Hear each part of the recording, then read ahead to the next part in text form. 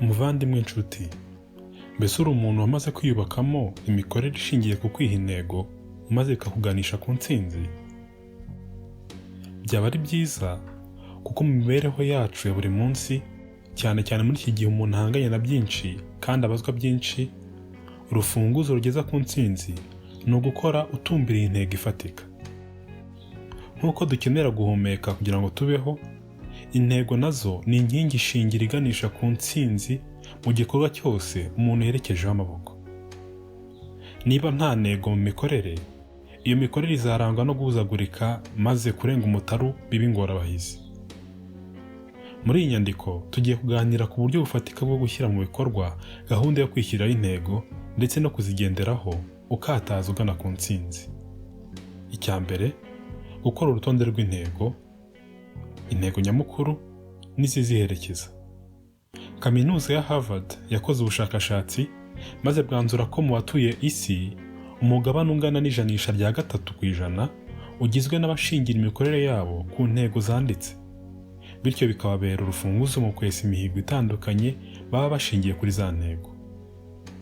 Ubu bushakashatsi kandi bwagaragaje ko undi mugabane ungana n'ijanisha rya 43 ugizwe n'abantu babaho ubuzima bwabo umunsi ku wundi nta ntego. Intego nicyo kintu cy'ibanze mu bitera umuntu akanyamugabo mu mikorere. Niyo rumuri rw'ubuzima bwawe kuko niyo ikuyobora mu byo ushaka kugeraho. Mbese intego ni ishingiro ry'ubuzima bwawe.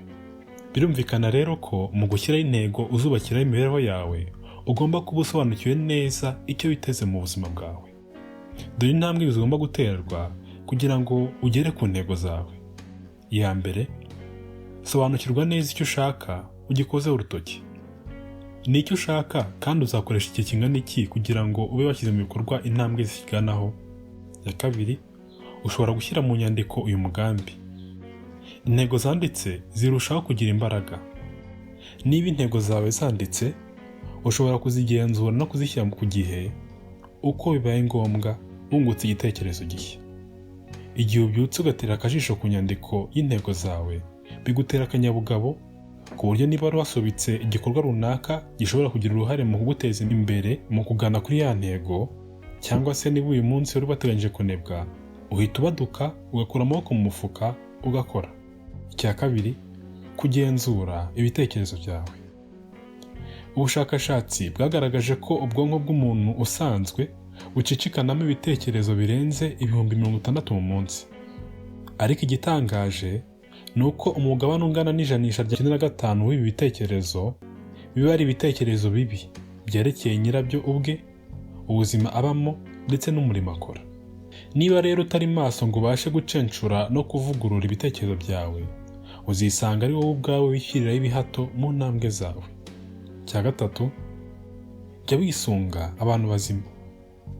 Ni ingenzi cyane ko witonda mu gihe uhitamo inshuti z'ubuzima. Izi nshuti ni ba basangirangendo bazakubaka cyangwa se bakagusenya. Aho niho havamo abazakunyaga inzozi zawe ku bw'intekerezo no kugambirira kwabo bibi. Inshuti mbi uzayibwirwa no gushishikazwa no kukwereka uruhande rwawe rubi, intege nke zawe, mbese kugukururira hasi. Ariko ku rundi ruhande, inshuti nziza zirangwa no kukubaka. Ntizizatinya kugufasha kubona intege nke zawe, ariko izaguhereza ikiganza kikuramira igihe utsikiye. Inshuti nziza izakubera urumuri rukugeza ku ntego zawe. Icya kane, kugira igihe cyo gusubiza amaso inyuma no kwishimira intsinzi. Jya ugira igihe cyo gusubiza amaso inyuma, usuzume urugendo rwawe, wiyibutse ibyo wagezeho mu gihe cyatambutse. Gishobora kuba ari igikorwa gito cyangwa kikaba igikorwa kinini. Icya gatanu, igihe cyose utsinzwe, jya ubifata nk'aho ari ibuye ryiyongera ku rufatiro rukuganisha ku ntsinzi. Gutsindwa kose gutanga isomo. Mu rugendo rwo kwiga, uzamenya no gufata imyanzuro ikwiye mu gihe nyacyo. Ibi bizakuganisha ku ntsinzi. Ni igihe cyo guhindura imyumvire yawe yerekeye gutsindwa. Mu rurimi rw'Icyongereza hari imvugo ihinnye isobanuye ko utagomba gutinya gutsindwa, kuko gutangira kugerageza ariko kwiga. Don't scare to be fail. First attempt is learning. ukwiye kwitoza guhora witeguye kwigira ku buzima unyuramo buri munsi. Urasabwa rero kuba maso no gutumbira intego yawe. Wicika intege, wibivamo. Uzahura n'intambamyi n'ibisitaza, ariko ntibivuze ko Imana ikumira imigisha ikugana. Mu gusoza iyi nyandiko, nta gushidikanya ko buri musomyi yamaze gusobanukirwa no kubona ingamba nyazo agomba gushyira mu bikorwa kugira ngo akomeze urugendo rw'ubuzima bufite intego.